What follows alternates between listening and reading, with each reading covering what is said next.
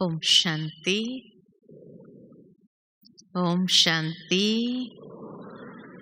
ओम शांति।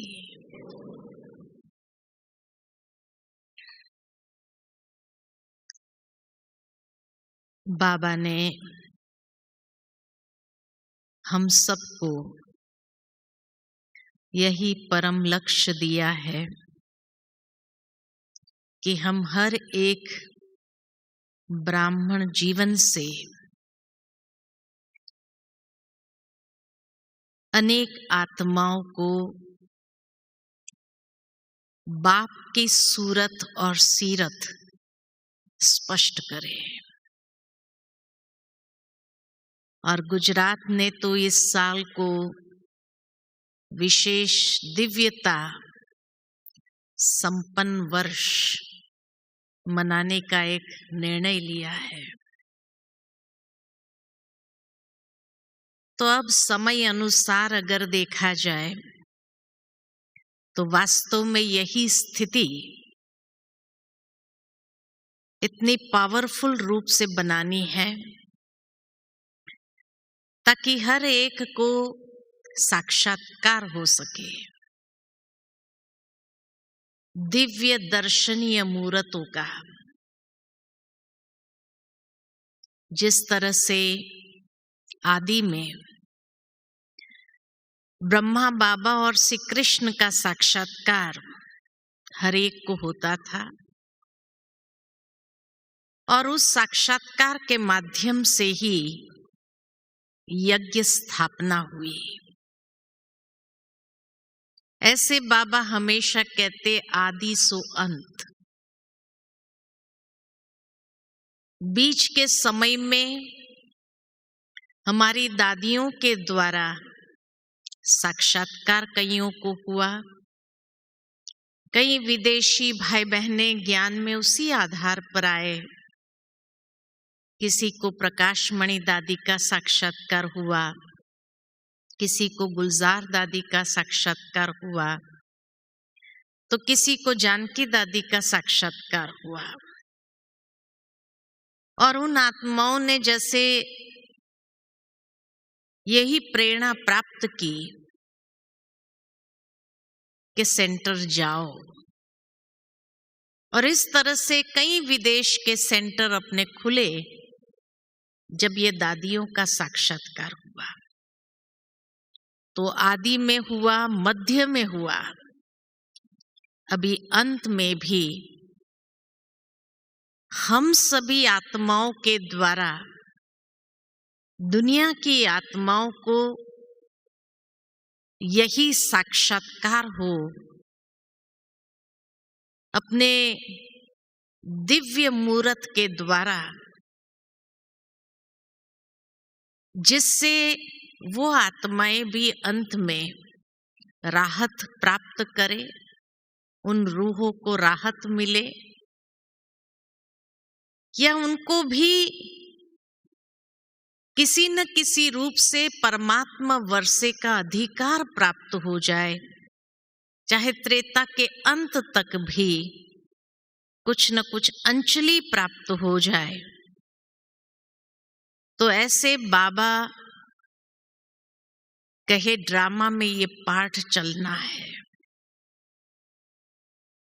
और उसके लिए हमें अपने आप को तैयार करना होगा। कल भी आप सभी को हमारी आदरणीय गीता दीदी ने दिव्यता संपन्न जीवन क्या होती है, उन गुणों को, कलाओं को और मर्यादाओं को स्पष्ट किया, स्थिति को स्पष्ट किया। ठीक इसी तरह दिव्य दर्शनीय मूर्त बनना है तो मूर्त में क्या होना चाहिए? बाबा ने पहले भी कई बार हम बच्चों से कहा कि बाबा अब प्रत्यक्षता का पर्दा उठाए, क्या मूर्तियां तैयार है? ये बाबा ने कई बार पूछा है। लेकिन वास्तव में बाबा कहे अब समय पर्दा उठाएगा। बाबा ने तो उस वक्त पूछा, लेकिन जब बाबा कहते बच्चे मैं भी ड्रामा के बंधन में हूं, जब बाबा अपनी मूर्तियों को देखता है तो अभी तक अगर संपन्न नहीं है तो बाबा क्या समझते हैं, नहीं थोड़ा देर और, रहम दिल है ना।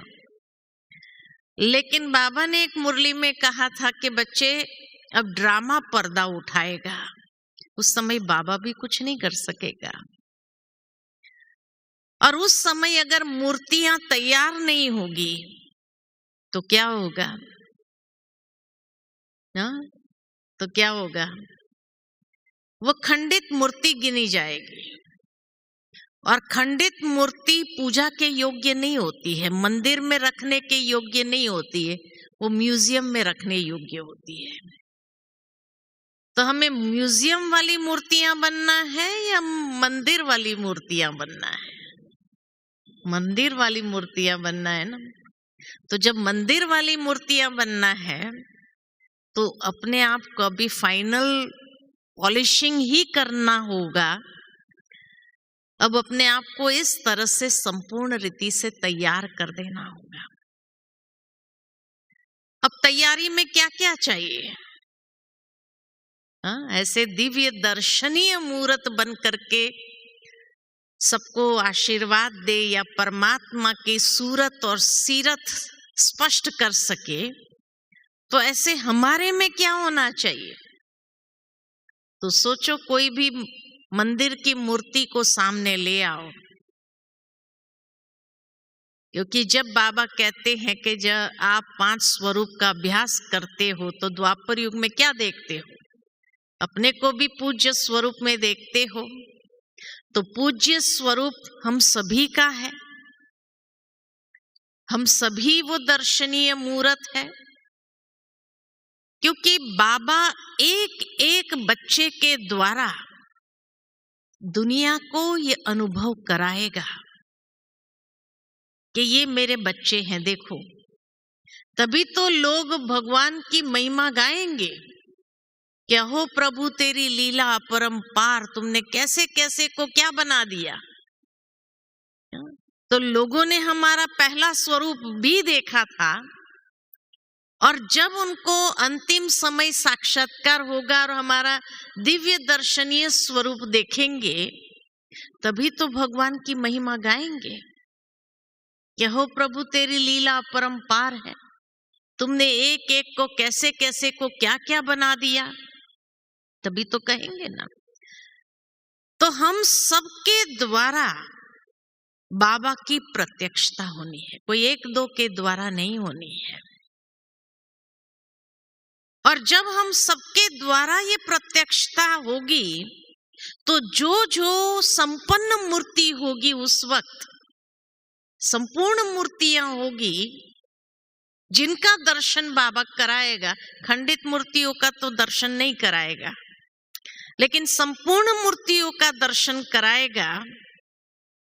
तभी तो वो पूज्य स्वरूप का वर्षा, कि इष्ट देवों के पूज्य देवताएं, वो वर्षा बाबा से हम सभी को प्राप्त होगा। इसीलिए हम सभी के द्वारा ये कार्य संपन्न होना है। तो कोई भी मूर्ति को सामने ले आओ मंदिर की, क्या दिखाई देता है उसमें? सबसे पहले तो कोई भी मूर्तियां देखते हैं तो श्रृंगारी हुई होती है ना। इतना श्रृंगार किया हुआ होता है, और वो श्रृंगारी हुई मूर्त ऐसी होती है, तभी तो लोग एक झलक पाने के लिए तड़पते हैं। मंदिरों में जाकर के देखो, जो वीआईपी गेट से जाते हैं उनको दर्शन होता है, वो तो पूर्ण दर्शन कर लेते, लेकिन जो लाइनों में होते हैं, क्यू में होते हैं, वो कैसे एक दूसरे के ऊपर चढ़ चढ़ करके देखने का प्रयास करते हैं कि एक झलक मिल जाए, कुछ क्षण के लिए भी हमें दर्शन प्राप्त हो जाए। तो श्रृंगारी हुई होती है पहले तो मूर्ति, और लोग भी, भक्त भी इतने श्रद्धा से श्रृंगार उनको दान करते हैं मंदिर वालों को। ये हमारा श्रृंगार आज होना चाहिए। कोई हीरो का श्रृंगार देते हैं, कोई पूर्ण सोने का श्रृंगार देते हैं, कोई किसका श्रृंगार देते हैं, और वो सारी मूर्तियों को जब श्रृंगारते हैं, वस्त्र देते हैं उस अनुसार, और वो श्रृंगार जब लगाया जाता है तो झलक पाने के लिए भी कई मंदिरों में देखा गया, जैसे नाथद्वारे में और इस तरफ जहाँ ब्रह्मा बाबा के मंदिर है, वहां पर रोज के श्रृंगार बदलते हैं, और रोज के श्रृंगार देखने के लिए कई लोग खास जाते हैं कि आज कौन सा श्रृंगार किया। तो बाबा ने हम बच्चों को कितना श्रृंगार दिया है। बाबा की एक मुरली याद आती है कि बाबा कहे, तुम बच्चों को भी बाबा ने पूर्ण सेट दिए हैं। कभी आनंद का श्रृंगार, तो कभी अतीन्द्रिय सुख का श्रृंगार, तो कभी शांति का श्रृंगार। एक एक इंद्रियां, या जिसको कहा जाए वो 16 श्रृंगार शांति के हो, जहां कांस्टेंट जैसे शांति के वाइब्रेशन चारों ओर फैलते हो, नैनों से, मुख से, स्वरूप से, रहम दिल हो करके, जैसे दिल से, माना एक एक श्रृंगार जो है सेट के रूप में जो हमें प्राप्त है, वो उस चीज का अनुभव कराए। जब आनंद का श्रृंगार पहनो तो वो आनंद रस का अनुभव कराए। भक्ति में गायन है कि श्री कृष्ण के महारास का गायन है कि आनंद का अनुभव कराता था। इसीलिए आज भी लोग झूमते हैं, रास करते समय थकावट का अनुभव नहीं करते। गुजरात में जब गरबा करते हैं तो कोई नवरात्रि में थकावट का अनुभव करता है? कोई नहीं करता है। बूढ़े हो, कोई भी हो, मोटे हो, पतले हो, कैसे भी हो, लेकिन हर कोई उस रास के स्थिति में मग्न हो जाते हैं कि नहीं है। तो कहने का भावार्थ, बाबा ने हम बच्चों को कई श्रृंगारों के सेट दिए हैं। कभी प्रसन्नता का श्रृंगार धारण करे, कभी संतुष्टता का श्रृंगार धारण करे, कभी किस गुण का श्रृंगार धारण करे, कभी किस गुण का श्रृंगार धारण करे। तो श्रृंगारी हुई मूरत, ये नहीं कि कोई कोई श्रृंगार छूट जाता हो हमारा, नहीं, सारे श्रृंगार धारण किए हुए हो, क्योंकि जो श्रृंगारी हुई मूरत होगी वही दर्शनीय मूरत होगी। दूसरी बात और क्या दिखाई देता है मूर्ति के अंदर? संपन्नता, प्राप्ति स्वरूप उनका स्वरूप होता है। प्राप्ति स्वरूप, संपन्न स्वरूप में वो दिखाए गए हैं। उनके श्रृंगार से ही पता चलता है कि कितने संपन्नता थी, है ना। तो बाबा भी हम बच्चों को कहते हैं कि दिव्य दर्शनीय मूरत वही है जो प्राप्तियों से संपन्न स्वरूप में है, तभी दूसरों को प्राप्ति का अनुभव करा सकते हैं। तो संपन्न स्वरूप जब कहते हैं तो संपन्नता का मतलब क्या है? संपन्नता अर्थात कुछ समय पहले भी 20 सीजन की बाबा की जो मुरलियां हम सभी ने सुनी, उसमें एक मुरली में बाबा ने बहुत अच्छी बात बताई कि बच्चे अब समय अनुसार संपन्न बनो। किसमें संपन्न बनना है? तो बाबा ने कहा अपने जमा के खाते संपन्न हो, तभी तो प्राप्ति का अनुभव करा सकेंगे। तो जमा का खाता संपन्न कैसे होगा? उसकी विधि बाबा ने बताई थी कि बच्चे कई बार अपना चार्ट चेक करते हैं कि मैंने आज दुख किसी को नहीं दिया, आज मैंने किसी को कष्ट नहीं पहुंचाया, आज मैंने कोई बुरा काम नहीं किया, ये चार्ट में लिखते हैं, लेकिन उससे प्राप्ति नहीं है। बहुत गहरी बात बाबा ने बताई थी कि उससे प्राप्ति नहीं है। प्राप्ति किस में है? कि मैंने सुख कितनों को दिया, ये हमारा जमा का खाता बनाता है। जो मैंने सुख दिया उससे मेरा जमा का खाता बन गया, उतना जमा हो गया। तो जमा के खाते में संपन्न बनना है तो क्या नहीं किया उसको नहीं लिखना है। वो बहुत अच्छी बात है, नहीं किया बहुत अच्छी बात, आपने किसी को दुख नहीं दिया बहुत अच्छी बात है, लेकिन उससे प्राप्ति नहीं है, उससे जमा नहीं होता है। जमा तब होता है कि आपने क्या किया। मैंने इतनों को सहयोग दिया, मैंने इतनों को सुख दिया, मैं इतना श्रेष्ठ कर्म किया। जब ये लिखते हैं, ये अपने आप को देखते हैं कि आज सारे दिन में मेरे द्वारा कितनों को क्या क्या प्राप्त हुआ, ये संपन्नता की ओर, क्योंकि जितना देंगे उतना बढ़ेगा, अपना खाता बढ़ता जाएगा, तब संपन्नता हमारे जीवन के अंदर आ जाएगी। तो इसीलिए बाबा कहते हैं कि दर्शनीय मूर्त वही है जो प्राप्ति संपन्न स्वरूप है, और प्राप्ति संपन्न स्वरूप माना अपना जमा का खाता इतना हो जो अनेकों को अंत समय में भी हम दे सके। वो मूर्ति भी देती है कंटिन्यू, तो वैसे हम भी कंटिन्यू दे सके तो उसको कहा जाता है कि हाँ इतना जमा का खाता भरपूर है जो कोई भी प्राप्त कर, क्योंकि जितना हम देते जाएंगे उतना बढ़ता जाएगा, बढ़ता जाएगा। कहा ना, ये खजाना ऐसा है बांटने से बढ़ता है, कम नहीं होता है। तो बांटते जाए, बढ़ाता जाए।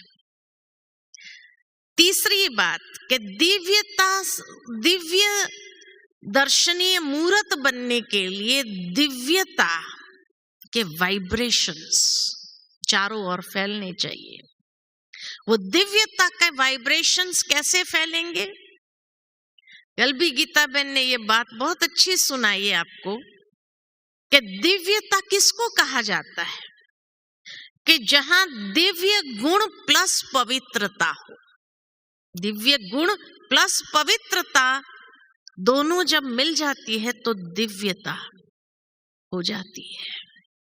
तो वो स्वरूप में दिव्यता जो लानी है, हमें अपने स्वरूप में जो दिव्यता लानी है, दिव्य गुण और पवित्रता, ये प्रत्यक्ष स्वरूप में दिखाई दे, है ना।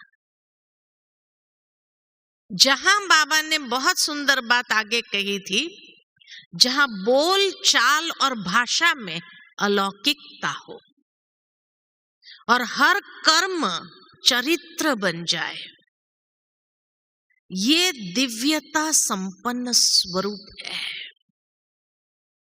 तो बोल चाल भाषा में अलौकिकता अर्थात व्यर्थ या स्थूलता या साधारणता जिसमें न हो, उसको कहेंगे दिव्यता है।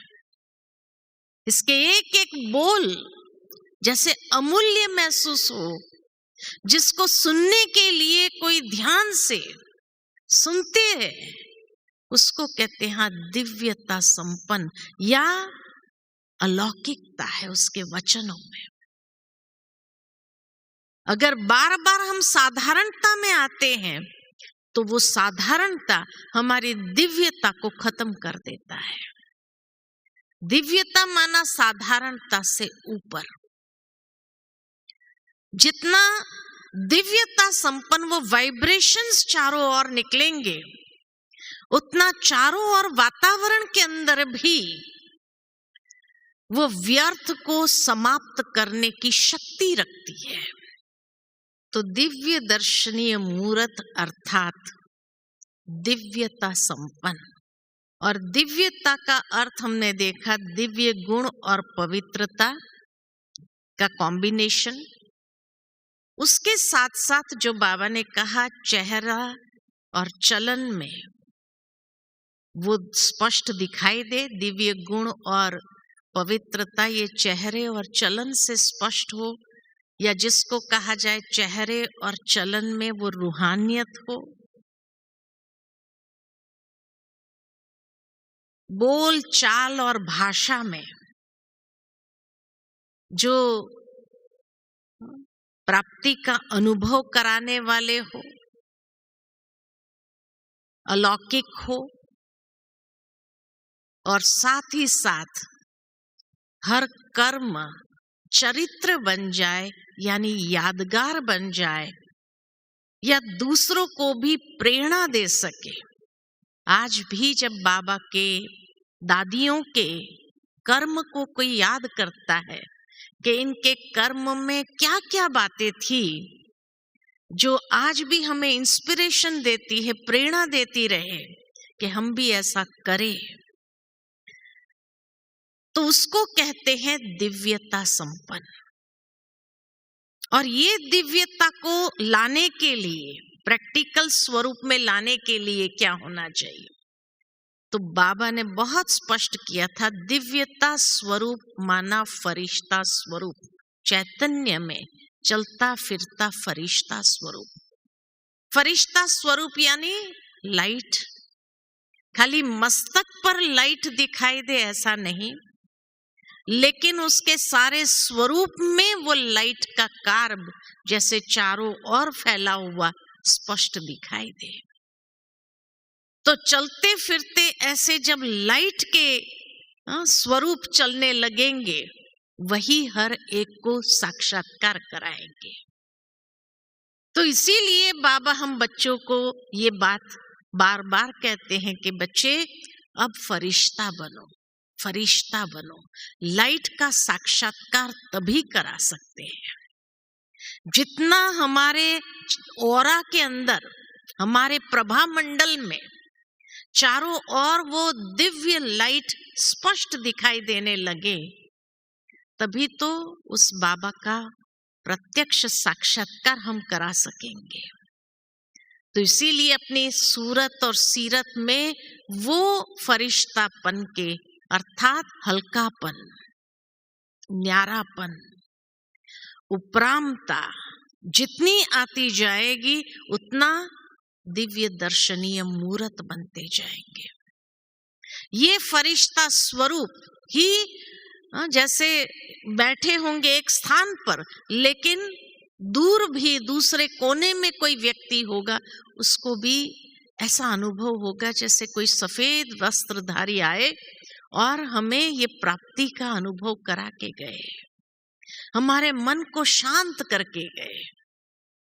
हमारा मन इतना विचलित था, लेकिन हमारा मन एकदम शांत हो गया, सुकून का अनुभव करके गए, प्रसन्नता का अनुभव करने लगेंगे। बाबा की एक मुरली याद आती है जिसमें बाबा ने कहा, जब भक्त प्रसन्नता का अनुभव करे ना, तब वो आपके ऊपर प्रसन्नता के फूल बरसाएंगे, है ना। जैसे भक्ति में स्थूल फूल बरसाते हैं, लेकिन वो प्रसन्नता के फूल बरसाएंगे, यानी इतनी दुआएं देंगे, इतना आपके खाते को भरपूर करेगा। जो दिव्य दर्शनीय मूर्त है, चौथी बात, पांचवी बात यह है कि दिव्य दर्शनीय मूर्त वही है जो भक्तों की इच्छाओं को पूर्ण करे, है ना। इसीलिए तो मंदिरों में लोग आज तक भी जाते हैं। कोई भी इच्छा होती है, मनोकामना होती है, तो कहाँ जाके रखते हैं? उस देवता के सामने रखते हैं। दूसरे शब्द में कहे तो दिव्य दर्शनीय मूर्त माना देवता स्वरूप। देवता स्वरूप भले भविष्य में बनेंगे, लेकिन अभी वो दिव्यता महसूस हो। तो इसीलिए देवता का पूजन गायन तब होता है जब इच्छाओं को पूर्ण करें, और वो भक्तों की इच्छाओं को कौन पूर्ण कर सकेगा? जो स्वयं इच्छा मात्रम अविद्या होगा। जिसकी स्वयं ही इच्छाएं हैं अभी भी, वो इच्छा मात्रम अविद्या ही नहीं तो भक्तों की इच्छा को पूर्ण नहीं कर सकेगा। इसलिए दिव्य दर्शनीय मूर्त माना सर्व भक्तों की इच्छाओं को पूर्ण करने वाले। और वो पूर्ण कैसे करेंगे? अपनी इच्छा मात्रम अविद्या स्थिति से। अगर अभी तक हमारे में इच्छाएं उत्पन्न हो रही है, ये चाहिए, वो चाहिए, ऐसा चाहिए, वैसा चाहिए, तो भक्तों की इच्छाएं पूर्ण कभी नहीं होंगी। और वो आत्माएं बेचारी नजर से निहाल होने के लिए, अपनी इच्छाओं की प्राप्ति करने के लिए या मनोकामना पूर्ण करने के लिए इंतजार में रहेगी, देखते रहेंगे कि कब ये मेरे इष्ट मेरी इच्छा पूर्ण करे। और अगर पूर्ण नहीं कर पाए और अंत आ गया तो वो आत्माएं कितनी दिल शिकस्त हो जाएंगी। इसीलिए बाबा कहे कि अब समय अनुसार बेहद की वैराग्य वृत्ति। कल भी बाबा की मुरली में बहुत अच्छी बात थी कि स्मशानी वैराग तो बहुतों में आता है, लेकिन जैसे ही मार्केट में गए तो क्या होगा? वैरागी समाप्त हो जाता है। ठीक इसी तरह बाबा कहे कि ब्रह्मा बाबा को भी जब साक्षात्कार हुआ तब वो बेहद का वैराग्य उत्पन्न हुआ और तब अपने आप को संपूर्ण रीति से समर्पित किया, तो घाटे में रहा, फायदे में रहा, फायदे में रहा। तो इसी तरह बाबा कहे इच्छा मात्रम अविद्या की स्थिति के लिए स्वयं भी बेहद की वैराग्य वृत्ति में होगा तो इच्छाएं उत्पन्न नहीं होंगी। अब बाबा कहे ये साइंस के साधन, ये जो भी साधन है इस दुनिया के, अल्पकाल का सुख जरूर दे सकते हैं, लेकिन सदा काल का सुख आत्मा को नहीं दे सकता है। और इसीलिए अब ब्राह्मण आत्माओं को तृप्ति, इन चीजों से भी अभी तृप्ति हो गई, उस स्थिति में आ जाना चाहिए। तब बाबा जो यूज करना चाहता है, आपको दर्शन कराना चाहता है, वो आपको यूज कर सकेंगे, क्योंकि निमित्त बनने का भाग्य बहुत बड़ा है। जो बाबा की प्रत्यक्षता के निमित्त बनेंगे उसका भाग्य बहुत बड़ा है। तो सोचो, अगर हम भगवान को प्रत्यक्ष करने के निमित्त बन जाए तो भगवान कितने आशीर्वाद के पुष्प हमारे ऊपर बरसाएंगे। और वो भाग्य क्या मिलेगा जो भगवान को प्रत्यक्ष करने के निमित्त बने।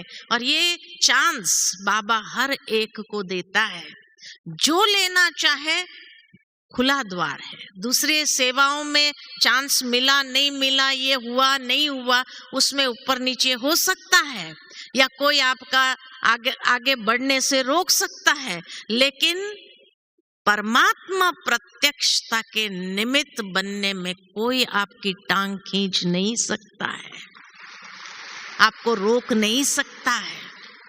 खुली ऑफर है बाबा की, लेकिन उसके लिए ये सारी चीजें तो हो, श्रृंगारी हुई मूर्त हो, दिव्यता संपन्न हो और इच्छा मात्रम अविद्या की स्थिति या बेहद की वैराग्य वृत्ति हो, तभी तो बन सकेंगे। तो ये खुली ऑफर भगवान की है कि जो इसमें भगवान की प्रत्यक्षता के निमित्त बन जाएगा उसका भाग्य बहुत बड़ा है, उसका भाग्य कोई छोटा नहीं है।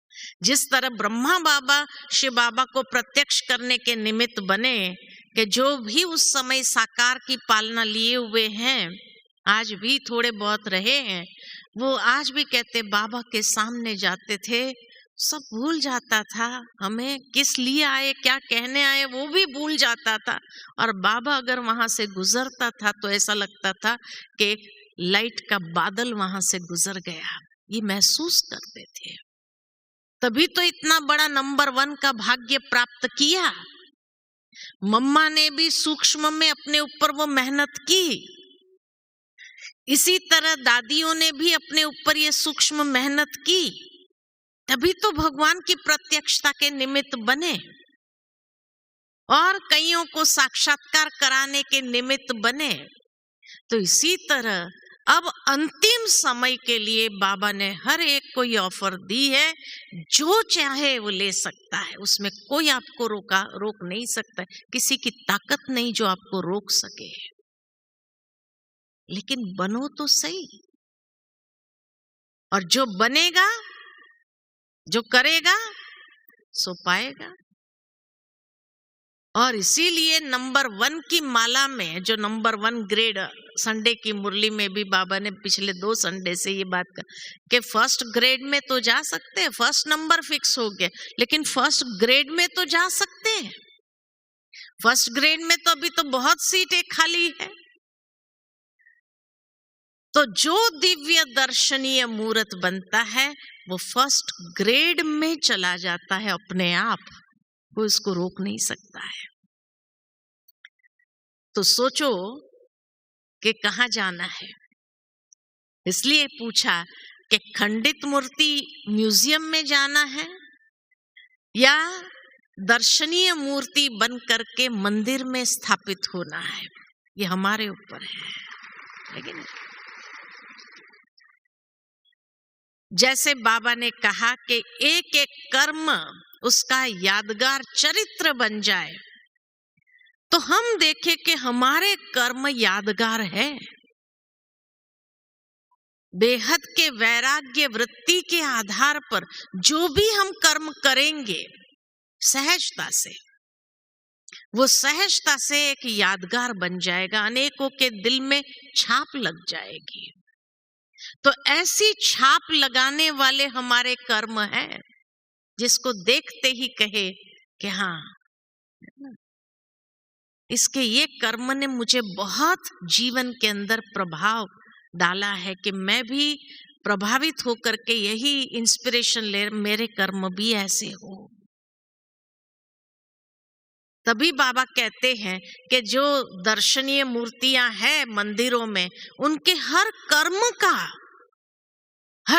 का साक्षात्कार होता है। भाई अभी देवताओं को भोग लग रहा है तो भोग का साक्षात्कार, अभी सुबह सुबह उठने का साक्षात्कार के देवताएं उठे हैं, उनकी मूर्तियों को श्रृंगारा जा रहा है, श्रृंगारने के बाद उसका साक्षात्कार, फिर भोग लग रहा है उसका साक्षात्कार, है ना, सोने का साक्षात्कार, हर कर्म क्योंकि यादगार बना।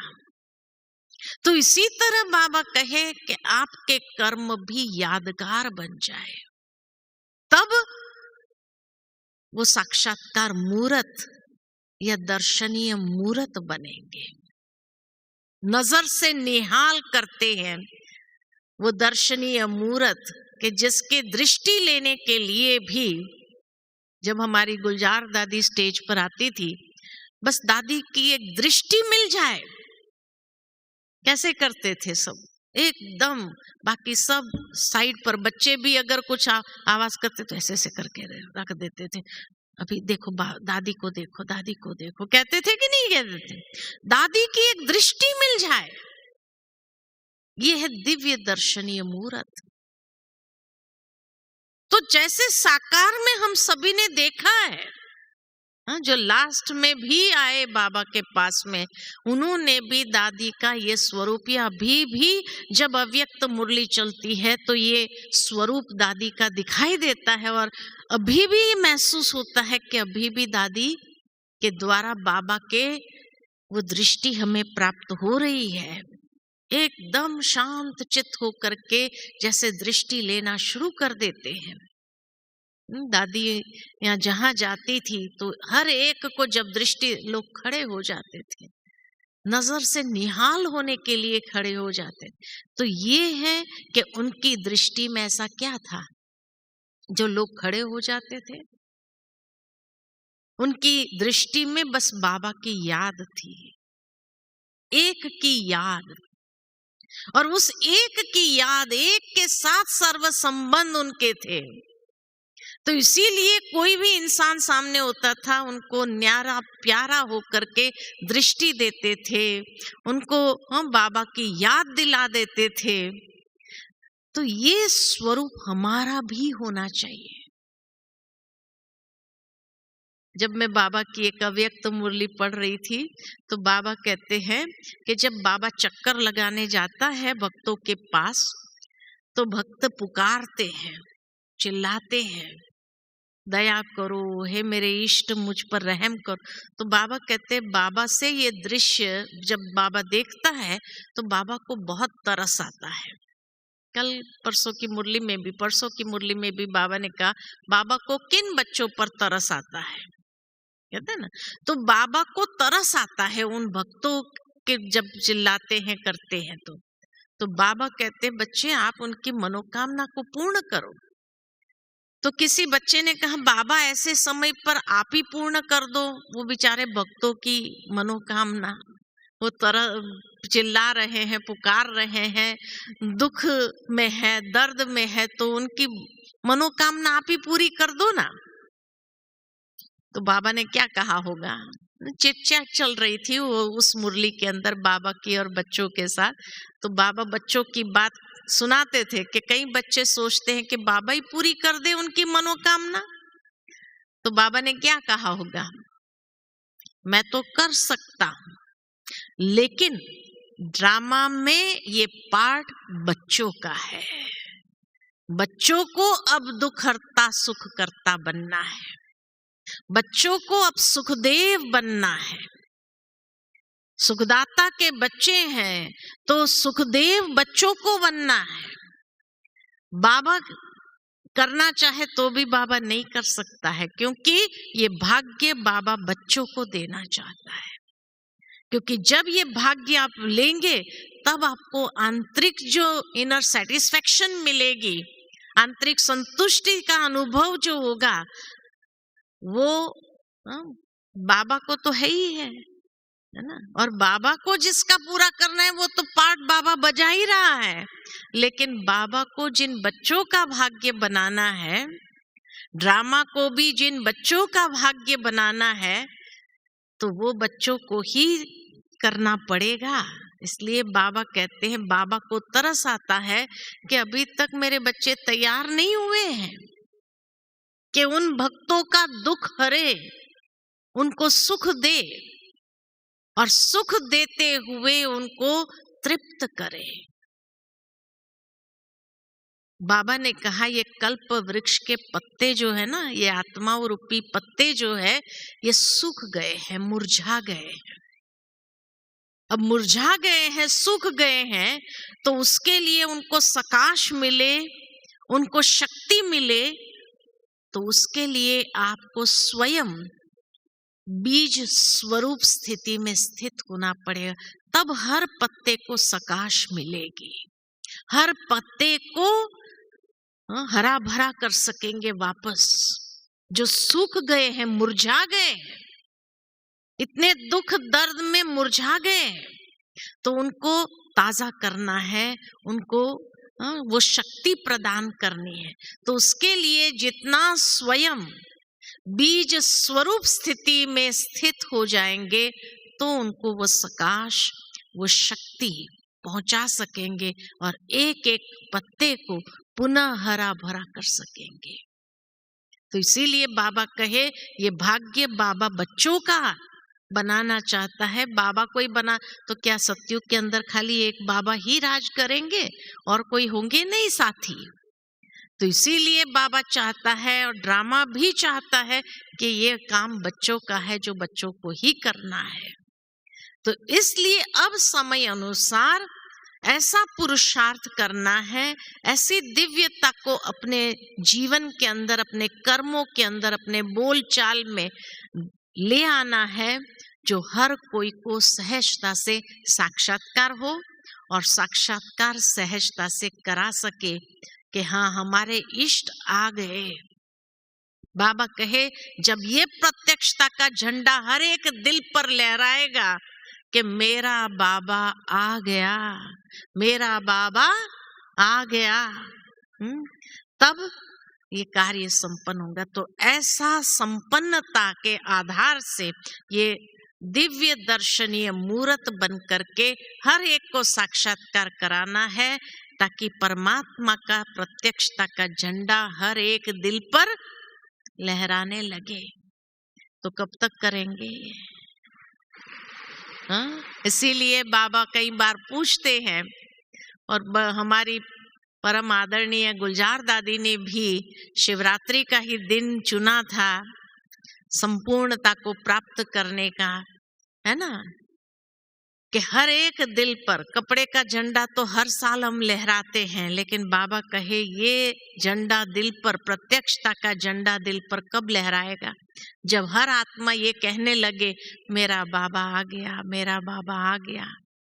हाँ, तो वो वाइब्रेशन सारे विश्व के अंदर जरूर पहुंचना चाहिए, तभी आप सबको साक्षात्कार कराते हुए उस दिव्य अनुभव से संपन्न कर सकेंगे।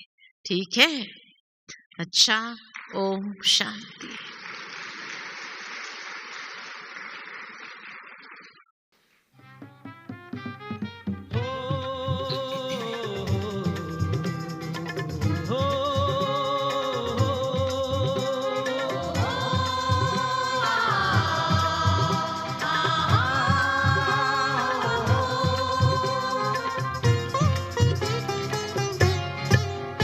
हम स्वर्ग धरा पर लाएंगे, हम स्वर्ग धरा पर लाएंगे, हम स्वर्ग धरा पर लाएंगे, हम स्वर्ग धरा पर लाएंगे, हम स्वर्ग धरा पर लाएंगे, हम स्वर्ग धरा पर लाएंगे।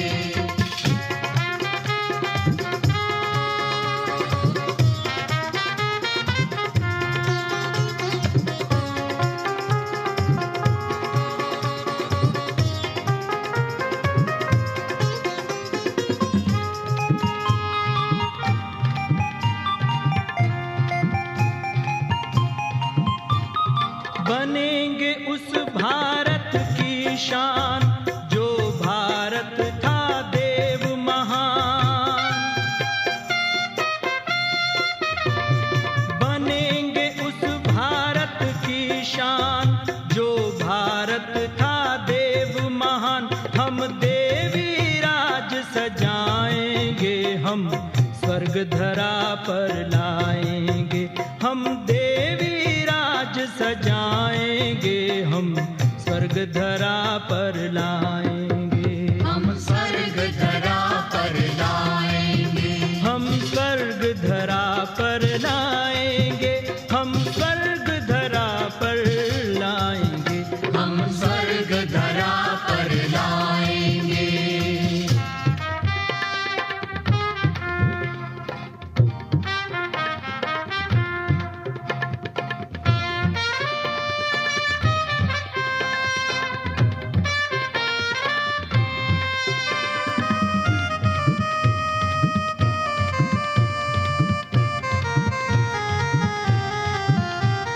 होगा जग में देवी राज, हर सर पे होंगे दो ताज, होगा जग में देवी राज, हर सर पे होंगे दो ताज। हम शिव की शान बढ़ाएंगे, हम स्वर्ग धरा पर लाएंगे, हम शिव की शान बढ़ाएंगे, हम स्वर्ग धरा पर लाएंगे, हम स्वर्ग धरा पर लाएंगे, हम स्वर्ग धरा पर लाएंगे, हम स्वर्ग धरा पर लाएंगे, हम स्वर्ग धरा पर लाएंगे।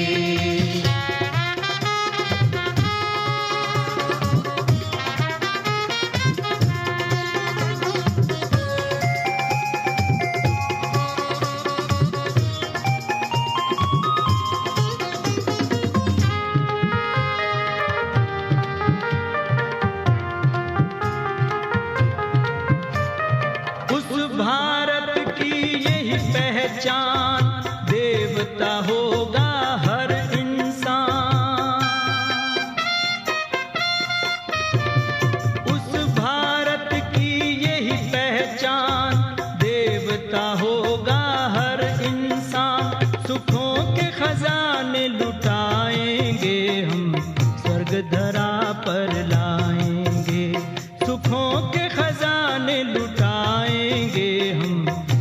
धरा